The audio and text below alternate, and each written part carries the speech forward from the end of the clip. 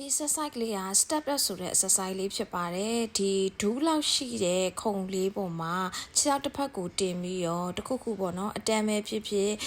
တိုင်လေးပဲဖြစ်ဖြစ်ထိမ့်ပြီးတော့လက်တစ်ဖက်ကကင်နာမယ်နောက်ခြေထောက်ဘက်ကိုအလေးကင်ပြီးတော့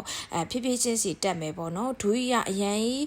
ခြေထိပ်ကိုကျွံပြီးတော့သွားတာမျိုးမဟုတ်ပဲနဲ့သွားတာမျိုးပေါ့နော်ပြီးခြေထောက်ကိုနောက်ကိုနည်းနည်းလေးကျဲကျဲလေးလှမ်းမယ်ပေါ့နော်ဒီ exercise ကအမပြထားတာရှိလို့နည်းနည်းလေးကိုင်းနာတဲ့အကြောင်းရင်းကတင်မကျွတ်တောင်ပို့ပြီးတော့ထိရအောင်ပေါ့နော်သူကပေါင်နဲ့တင်မကျွတ်တောင်သုံးပြီးဆော့ရတာဖြစ်ပါတယ်လောလောဆယ်အလေးမရသေးဘူးဆိုရင်တော့ body weight နဲ့အရင်မှန်အောင်ဆော့ကြည့်အဲ့ဒါလေးရသွားပြီဆိုမှအလေးလေးကိုလက်တစ်ဖက်ကကင်ပြီးတော့ဖြည်းဖြည်းချင်းစီတက်မယ်အဆင့်ကိုလည်းဖြည်းဖြည်းထိန်းချမယ်အတက်ကြရင်လည်းနည်းနည်းလေး cue ဆိုင်ပြီးထားမယ်ပေါ့နော်ခါအားလေးမပါပဲပေါင်နဲ့တင်မအားလေးနဲ့ step up လေးကိုတက်နိုင်အောင်ကြိုးစားကြည့်ပေးပါ